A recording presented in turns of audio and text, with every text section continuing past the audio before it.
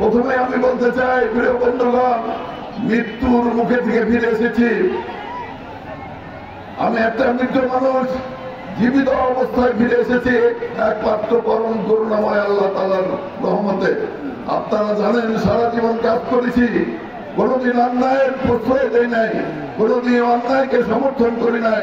অন্যায়ের বিরুদ্ধে ন্যায়ের সংগ্রামে আমি লিপ্ত ছিলাম এবং এই এলাকায় যতদিন এমপি ছিলাম, এলাকায় শান্তি এবং শৃঙ্খলা এবং উন্নয়নের জন্য কাজ করেছি, জনগণের জন্য কাজ করেছি। এই কারণেই প্রথমেই বলতে চাই যে যতদিন বেঁচে থাকবো, আমার জীবন তো শেষ হয়ে যেত। আমার জীবন তো শেখ হাসিনা থাকলে আমি আর এই আপনাদের সামনে কথা বলতে পারতাম না, আমার জীবন শেষ হয়ে যেত। সারা জীবন সততা এবং নিষ্ঠার সাথে কাজ করেছি। আগামী যে কয়েকদিন বেঁচে আছি, ইনশাআল্লাহ আপনাদের জন্য আমার জীবন কোরবান করে আপনাদের সাথে থাকবো এবং আপনাদের সাথে কাজ করবো। অন্যায় করা যাবে না, অবিচার করা যাবে না, জুলুম মানুষের উপরে করা যাবে না, দুর্নীতি করা যাবে না, ন্যায় এবং সত্যের পথে আমাদের সকলকে থাকতে হবে। আপনারা মনে করেন লক্ষ টাকা কামাই করেছে, ইতিপূর্বে কামাই করে নাই? আমলে লক্ষ কোটি কোটি টাকা কামাই করে নাই? আজকে তারা কোথায়? আল্লাহর উপরে ভরসা রাখবেন, আল্লাহ দিতে পারে, অন্য কেউ দিতে পারে না। আমাদের আল কোরআনে লেখা আছে, হাদিসে আছে, যদি একটি জুতার ভিতাও নষ্ট হয়ে যায়, সেটা আল্লাহর কাছে যাইতে হবে। কার কাছে যাইতে হবে? আল্লাহর কাছে। কাজে আল্লাহর প্রতি বিশ্বাস রেখে আপনারা চলবেন, এটা হলো আপনাদের কাছে আমার অত্যন্ত বিনীতভাবে প্রার্থনা। বন্ধুগণ, যেহেতু মুক্ত হয়েছি, একটি জালিমের কারাগার থেকে এখানে এসেছি, সেই জালিমের সরকারের অত্যাচার এবং জুলুম নির্যাতন,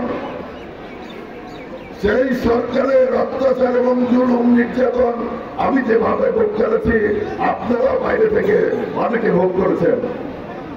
কথা বলার অধিকার ছিল না, নামাজ পড়ার অধিকার অনেক সময় ছিল না। মানুষ তার কথাটা, তার বিপদের কথাটা মানুষকে বলতে পারে নাই। এই একটা অস্থির অবস্থার মধ্যে দেশ ছিল। পরম করুণাময় আল্লাহ তাআলা আমাকে যেমন মুক্ত করেছে, ঠিক বাংলাদেশের সমস্ত জনগণকে ইনশাআল্লাহ মুক্ত করে দেওয়া হয়েছে। এটা কে করেছেন? একমাত্র আল্লাহ তাআলা করেছেন। সেই আল্লাহ তাআলার উপরে যদি আমরা ভরসা করি, তাহলে আমাদের কোনো অসুবিধা হবে বলে মনে করি না। তবুও আপনারা জানেন যে চক্রান্ত থেমে থাকে না, ষড়যন্ত্র থেমে থাকে না। বাংলাদেশ যেদিন স্বাধীন হয়েছে, সেই স্বাধীন হওয়ার পরের দিন থেকেই বাংলাদেশের বিরুদ্ধে ষড়যন্ত্র এবং চক্রান্ত করেছে। দীর্ঘ 17 বছর একটি আন্দোলন এবং সংগ্রামের মধ্য দিয়ে এই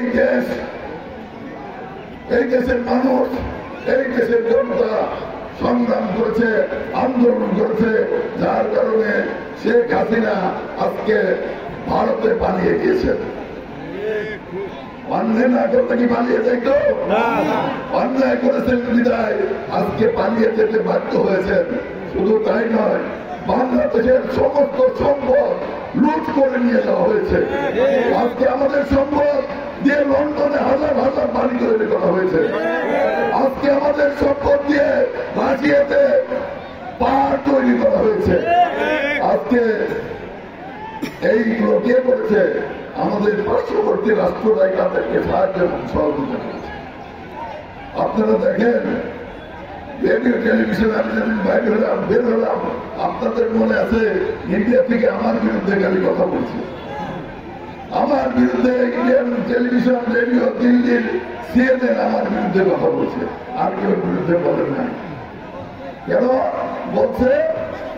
আমি অন্যায়কে সমর্থন করি নাই, আমি ভারতের দালালি করি নাই, আমি ভারতের কাছে বাংলাদেশ বিক্রি করে দেওয়ার ষড়যন্ত্রের সাথে লিপ্ত হই নাই, আমার বিরোধিতা করছে। আমি আপনাদের কাছে অনুরোধ করবো, বর্তমানে চক্রান্ত এবং ষড়যন্ত্র চলছে। আজকে কিন্তু প্রাণ দিয়েছে কেনা, শুধু ছাত্ররা দিয়েছে, এই দেশের শ্রমিক, এই দেশের মেহনতি মানুষ, এই দেশের রিক্সাওয়ালা, এই দেশের খেটে খাওয়া মানুষ প্রাণ দিয়েছে এই আন্দোলনের জন্য।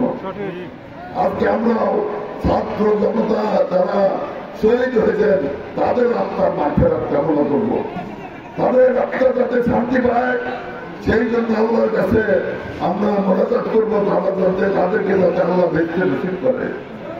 কিন্তু ভাইরা আমার আজকে যারা শহীদ হয়েছে, যারা প্রাণ দিয়ে গেল, কি কারণে দিল? বাংলাদেশকে রক্ষা করার জন্য তো দিয়েছে, বাংলাদেশে মানুষের ভোটাধিকার ফেরত দেওয়ার জন্য দিয়েছে। এদেশের মানুষ গত 17 বছর ভোট দিতে পারে নাই, সেই ভোটাধিকার ফেরত দেওয়ার জন্য বলেছে, গণতন্ত্র প্রতিষ্ঠার জন্য বলেছে, প্রাণ দিয়েছে। আজকে ষড়যন্ত্র হচ্ছে, ষড়যন্ত্রে লিপ্ত হয়েছে কেউ যাতে ভোট না হয়,